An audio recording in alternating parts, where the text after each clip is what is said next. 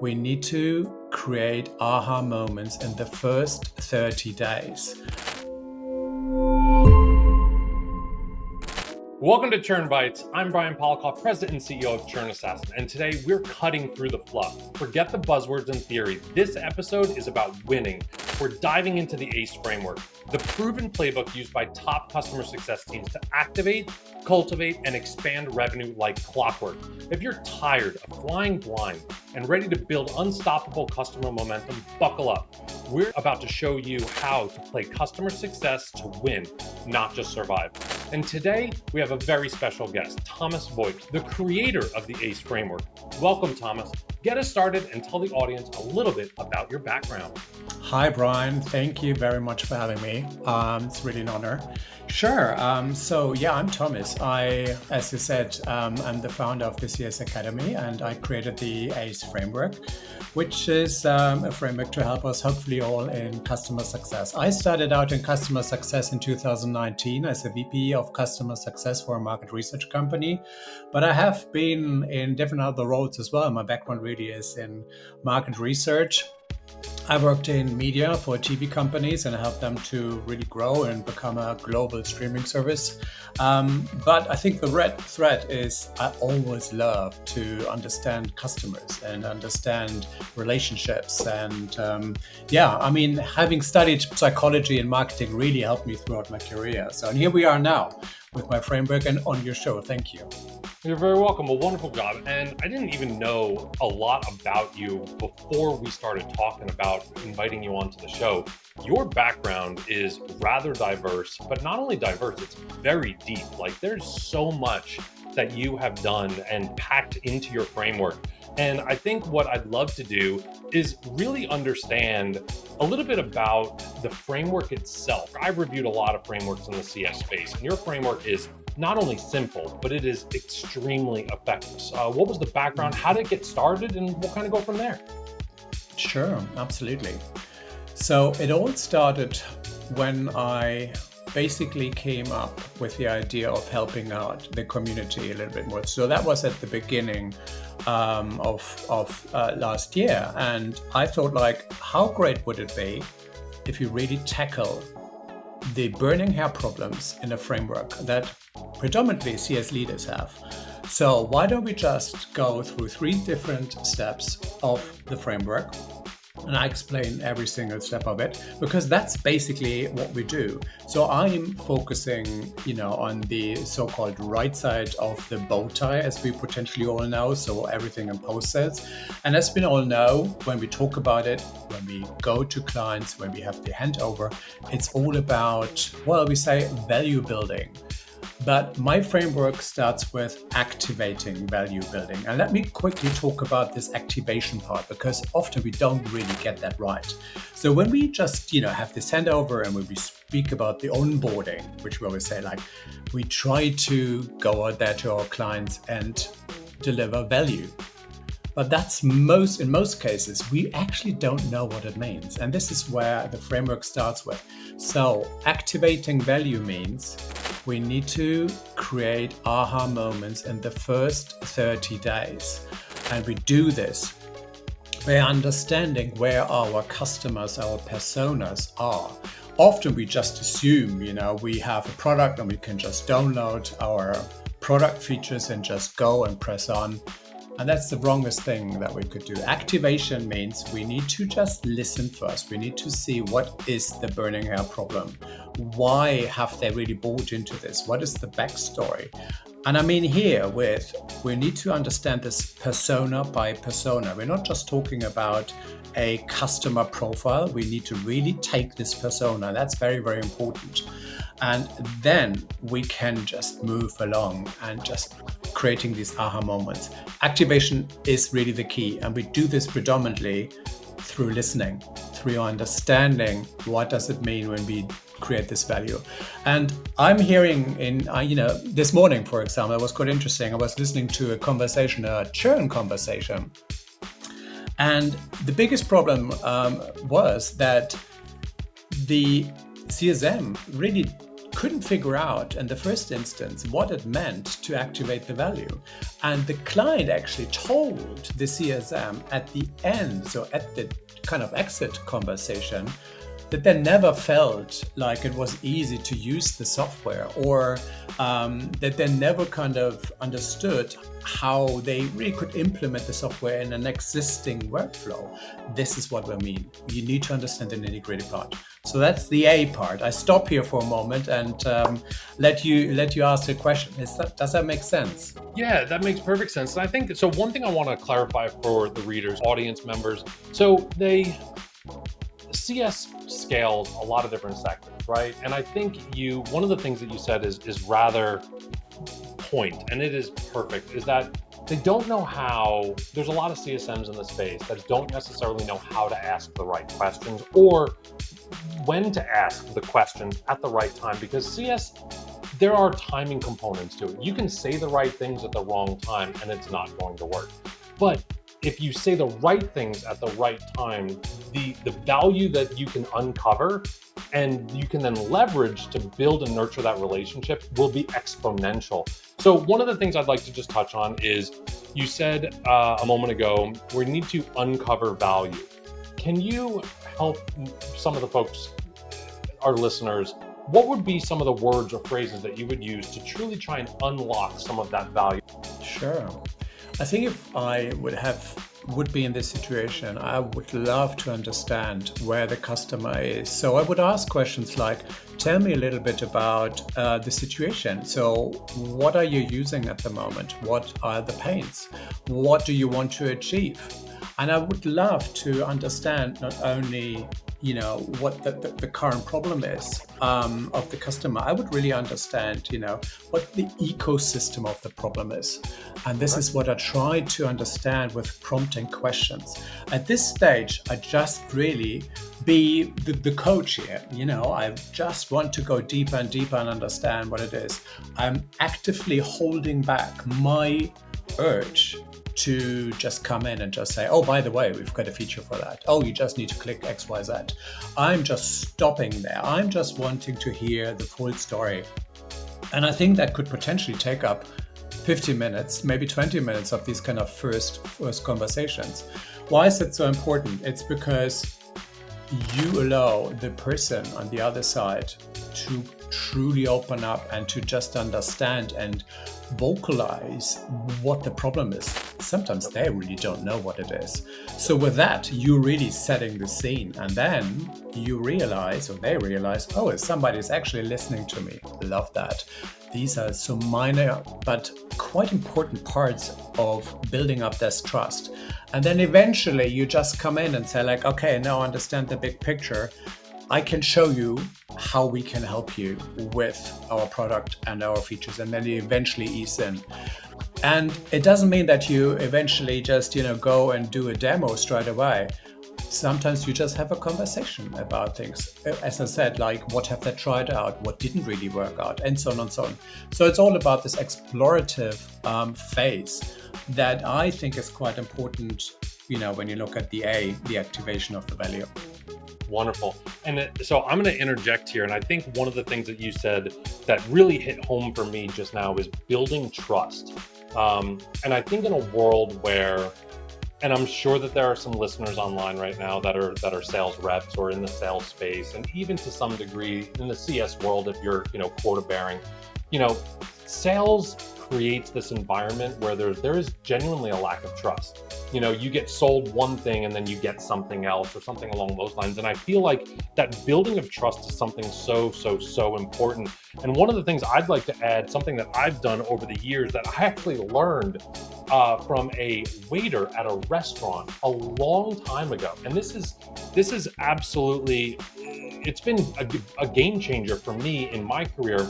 So everyone says active listening, and I think that goes back to just keywords, buzzwords that people throw around, but they don't ever actually explain what active listening is. So one thing that I know that I've done, which is when you are listening to someone tell their story, their pain points, the background story for them, the ecosystem that they came from, why it wasn't working, it's important to take notes, but not just take notes. I think after your customer is done telling you their story and giving you the details, it's important for you, just like the waiter did for me, to recap my order and give them a recap of everything that you just learned. This not only instills in them that they have given you valuable information that you can now use, now part of your playbook, but it also proves that you were listening, because nobody likes that feeling that I just went through that and all my time was wasted. Because, we've all been to a restaurant before where someone's like, oh, you order, and the waiter or waitress, they don't write down your order. They're like, I got it. There's that lack of trust now that you're just fingers crossed hoping they get your order right. And this is where I think this could translate very, very cohesively into that CS space, is if you listen, you take notes, and then recap. It builds that trust in a very formidable way. And that trust is something that others aren't going to be able to do. So one thing I'd love to do is on that, let's jump over to customer defined outcomes. That's part of your value kind of component of your framework. Tell us a little bit about customer defined outcomes, why this is so important, and why did it make its way into your framework? Yes, sure. Before we go in there, I really liked your example with the waiter. And I would actually say not reading or telling them back what you understood, but asking questions and asking for permission going forward is also something that I think is quite important.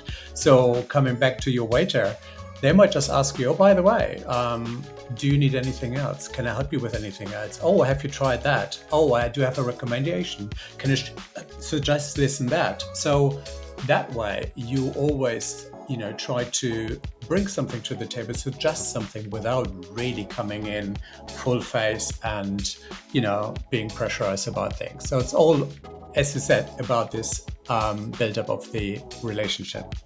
Yep. And I do like that idea of being more consultative kind of approach of like, hey, might I recommend this? Or this is great that because you said this, maybe what we'll do is we'll kind of venture out of our normal kind of workflow and we'll kind of deviate from the normal plan, because you might find value over here that we normally wouldn't talk about.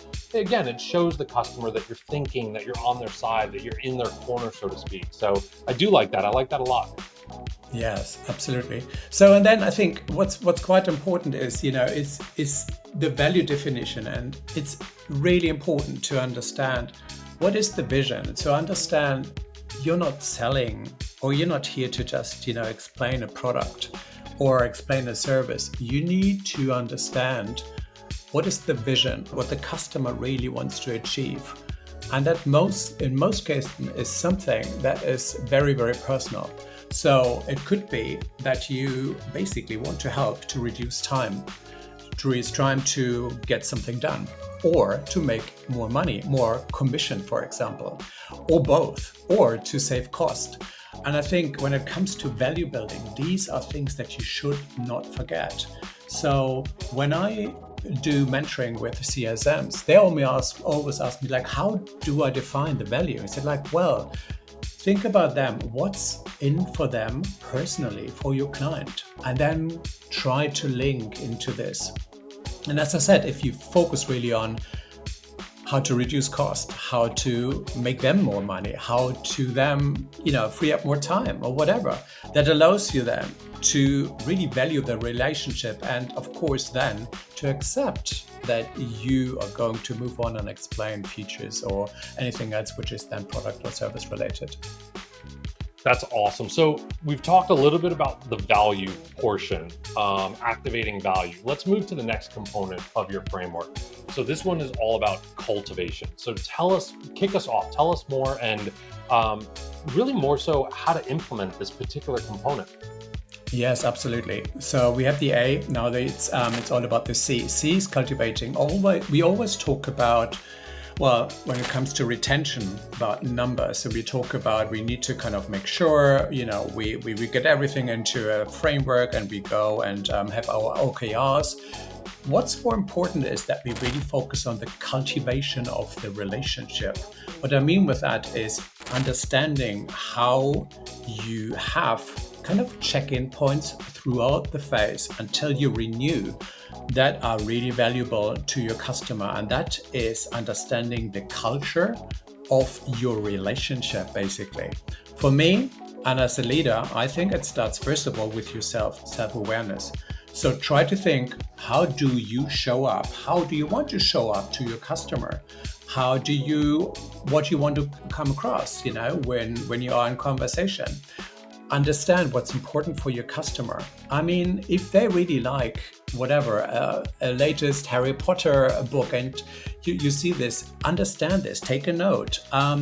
And next time you hear anything, an joke about Harry Potter, make sure you refer back. It's these little tiny things that sometimes are very important. Some customers really like it when they get a happy birthday note, for example, all these kind of things. So cultivating means put yourself in the shoes of a normal relationship with a really good friend. What would you do for them? What would you do? So in most cases, it's all about giving first before you, for example, asking for a favor, all these kind of things. If you do this, you're looking at a process that really speeds up the process to a successful renewal. And this is what I describe here in this part of my framework. So that's fantastic. So what would you recommend for the CSMs in this particular part where they're talking with their customers? Do you recommend, besides notes in maybe their CRM, or if they're using some type of CSP, customer success platform, do you recommend them kind of creating properties or fields within whatever software they're using to be able to store things like maybe the month of the birthday, or month and day, or their dog's names, or their favorite sports teams, or whatever the case may be? Is that kind of a recommendation? You could. What you could just simply do is, most of our conversations these days are recorded. So go back to your recording, to your transcript, or put it in any LLM and ask the question or the prompt. Tell me, what does my customer really like? Tell me what really popped up. All these kind of little things that really were mentioned by the client. And for example, if they mentioned the birthday, fantastic, even if it's the month. If it's other things, that's great. And then make sure you really store this in whatever, in your CRM or in any case. So you learn basically from every single conversation more and more. And lovely, it's great. We have these opportunities these days, to understand what customers say. Really run after every single conversation, adjust a quick chart on the summary, on the transcript, and see if there's anything that comes up. And that helps you also to identify early churn issues. And this is really what we want. That's awesome. So the one of the things in this particular component of your framework that stood out for me, don't get me wrong, there's gold in just about every corner of this framework that I looked, but one that I thought was absolutely awesome, which is something you call the feel, felt, found technique. Tell our audience a little bit more about that. Well, let me explain very quickly what it means. So the feel, felt, and found technique is often, a great way of engaging with a customer who's potentially a little bit frustrated. So you normally, what you do is you really show sympathy. You show that you understand the feeling of the customer, the frustration. So really go back and say like, well, I completely understand how you feel about certain things. But also show then in the second step, the felt part, that other customers potentially felt very similar. So showcase your customer, he or she is not alone in the way of how they felt. But then divert the conversation and say like, you know what, however, there are some certain aspects that I found here that could potentially really help you to overcome that. So with that, you do express a reassurance of where they are emotionally, and then you kind of build this up a little bit and showcase them they're not alone, and then you use that kind of situation and help them divert out of this case and show them other features or other aspects, that are very, very helpful, and that hopefully, turns this conversation of having a frustrated conversation or a frustrated customer in front of you into something more positive.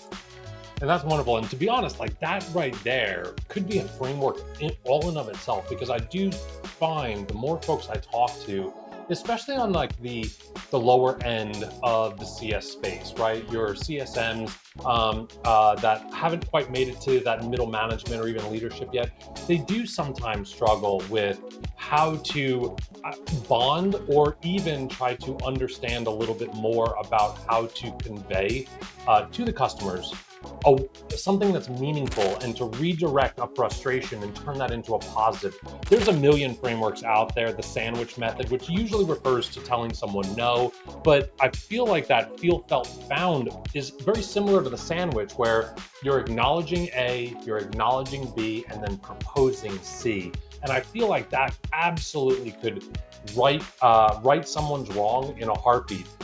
So that is wonderful. So let's only because of the interest of time, I want to get to this last component, the expand. Right at the end of the day, we've got leadership teams, we've got CROs, we've got CFOs, we've got founders. They want one thing: they want business growth.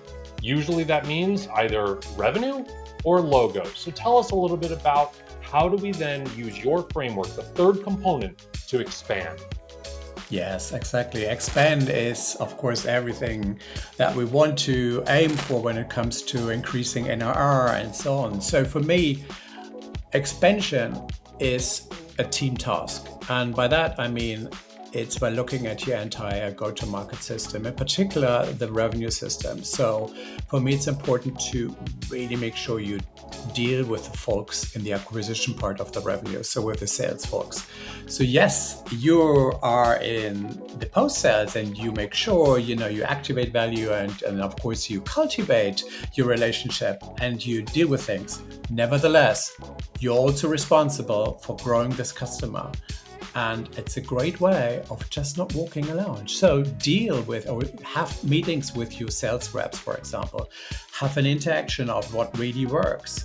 In particular, when you talk about ICPs, for example, when it comes to product features, feed something back, learn something from your sales peers, for example, but also learn something from other folks who deal with this ecosystem of the client. That's really, really important. So opening up, and I encourage everyone to not just wait for the invitation, in particular CSMs, but just do it straight away. Why is that important? Because I believe you sit on a gold mine already of information, that you have. It's fantastic. But to be frank, I mean, you've got a North Star, and that's mostly, to hit NRR. So, and this is what everyone wants. So learn to speak the language, lean out, reach out to your peers, to your folks in go-to-market, and just see this as something that, as your co-pilots really that help you to drive this NRR going forward.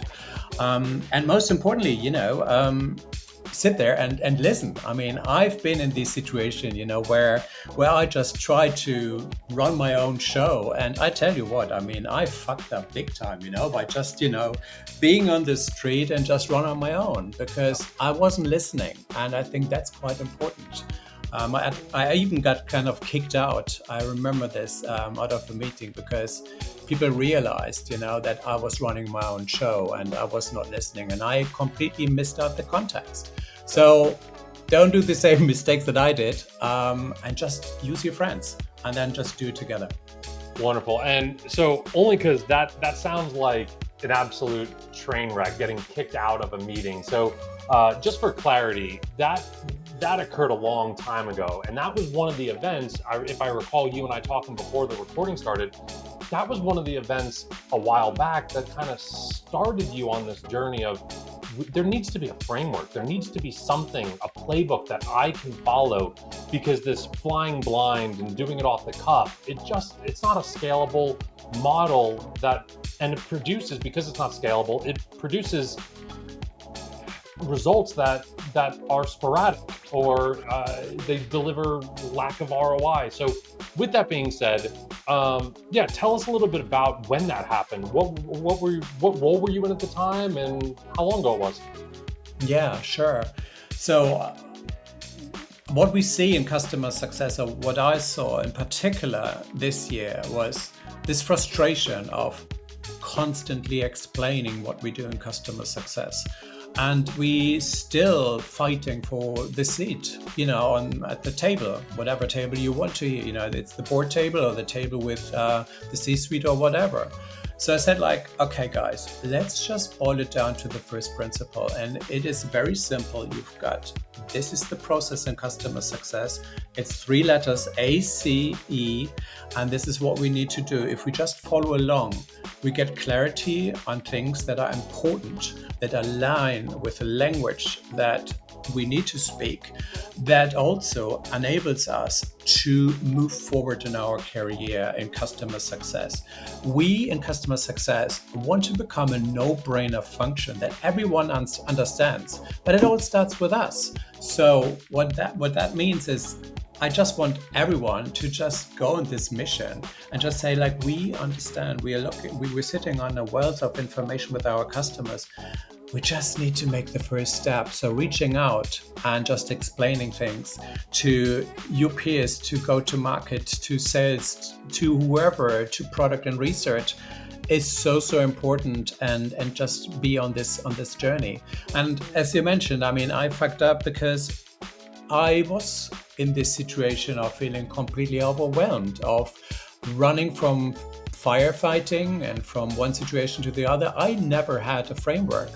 I never had this situation where I said, like, well, okay, active listening, investigation, really making sure I understand the full picture, taking a pause, do not interrupt, to then really understand the C part of it, to then eventually say, like, well, NR is not something that I need to hit. I can actually help myself. So, and that was the situation where I said, like, let's create a framework. Let's do not make this mistake again and just, run without context, and have basically more fun in life. And I think one of the things I love about your framework is the fact that there is also a sequential nature to it.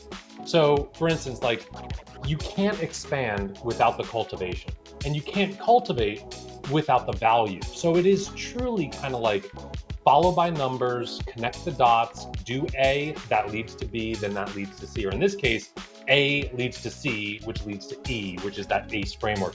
So the last thing that I want to really drive home for our listeners, because this is something that was truly amazing for me to see, kind of black and white, when I was reading through your framework, trying to understand it more.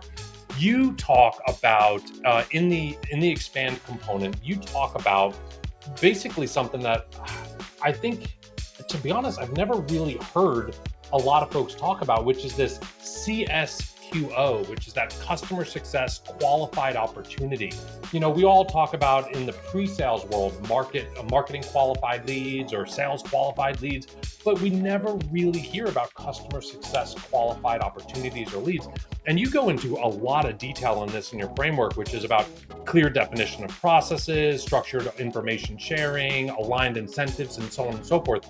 So this is something, I think there's about five components, if I'm right, within that particular portion of this framework. So if you want, tell us a little bit about what events led you to realizing, like, hey, we need to understand, just like marketing and sales, that we ourselves in the CS space, we need to kind of put a box around what an opportunity looks like and how to classify it, how to label it, and then more importantly, how to take action on that.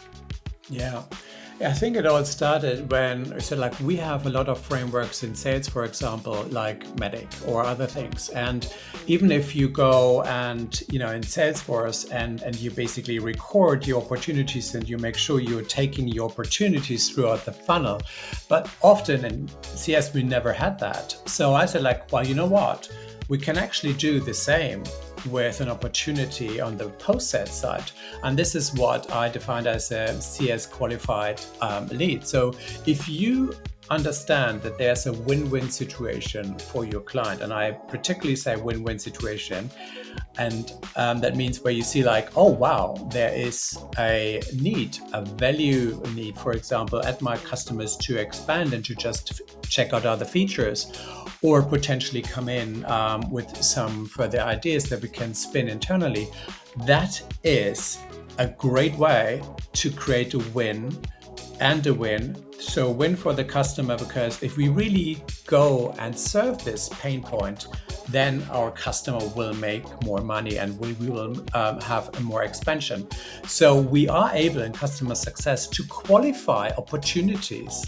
And as I said, we don't have to call this sales, like hard, cold sales or whatever. It's just identifying opportunities that help your customer to be even more happier and to save more time and so on and so on. So it ties back to the activation of the value building and in the first instance. And in the framework, I basically describe this very much so in 5 different steps, how you can identify this, how you take this further, how you speak with sales and marketing and make sure you really document this. And of course, get paid for it. That's also quite important, If it's measured, if it's in the system, it's in Salesforce, HubSpot or whatever, make sure you really have your proportion of your NRR contribution in here. So, and that way you will feel very similar to your peers in sales. And this is what we want. We want a metric, we want a measurement, and we want to really step our game up here. And this framework allows you really to follow along and do this hopefully a bit quicker and a bit more effectively. That's wonderful. So with that, I'm going to go ahead and ask one blanket question. And if you could give any advice, recommendations to our audience, what would those be? It could be specific to your framework, it could be in general, but just give us maybe top 2, 3 recommendations, pieces of advice, nuggets of knowledge, if you will. What would those be? Sure.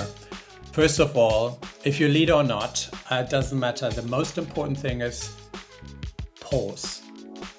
Have a breather. I think that is the simplest way of just calming ourselves sometimes down, in particular in times like now, in Q4 or whatever, and just pause and balance yourself out. And then the second one is just then reflect a little bit of how you want to show up. And that's extremely important. Just realize you are a little bit wobbly, you have a little bit of anger in you or whatever. You don't want to take this into the next meeting. That's so important, in particular as a leader. And that sets the scene. If you come across a bit short just because you're still dealing with shit that happened beforehand, your direct report might just take this personal, and then it goes back to them, to their family, and so on. You see the ripple effect. Absolutely. And it's all because you haven't paused or just do your self-reflection and, thinking about yourself.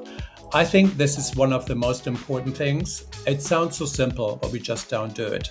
Pause and just reflect, and then put a smile on your face and just understand, why you're all doing this, in particular in times like this. So it's not all dark, and we have control about so many things. Just let's try it and let's do it. I think that's great advice, and especially because of the simplicity. In today's world, we're always looking for complex solutions to all of our problems, but sometimes the best solution is one of the most simplest. So that is absolutely fantastic advice, and thank you so much for those recommendations. So with that being said, I would love for you to take a moment and tell the listeners, if they want to learn more about you, if they want to learn more about your framework, where they can get your framework, how would they go about doing that? Sure. It's very simple. Go to my LinkedIn profile. You will find everything. I've got a couple of tagged featured elements here, including my framework, and then you will go straight to the landing page on my website. And of course, there are 1,000 opportunities to connect with me. And if you want to speak to me, please do. I'm always happy to have a chat with everyone who's interested in customer success and using this framework. That is fantastic. And I do want to reiterate to our listeners, this framework is available for free on your website. They can literally download these activate, the cultivate, and expand components today, available for them. So that's a crazy amount of value. I don't even think they have to put in an email address, which personally, I would put an email gate in front of that, because these components are absolutely fantastic, and without any question, they should be used in every high-performing CS environment out there. So with that being said, that's all for this episode of Churn Bites. A big thank you to Thomas for sharing their stories and details about that ACE framework. If you're facing lack of direction, pressure from leadership, or just a feeling of flying blind, you now know what to do. Don't forget to check out even more of our Churn Bites episodes on our website. The link will be down below. Also, if you have a compelling story, feel free to get in touch with us, and we'd love to hear it. Until next time, fellow Churn Assassins, keep hunting churn and growing revenue.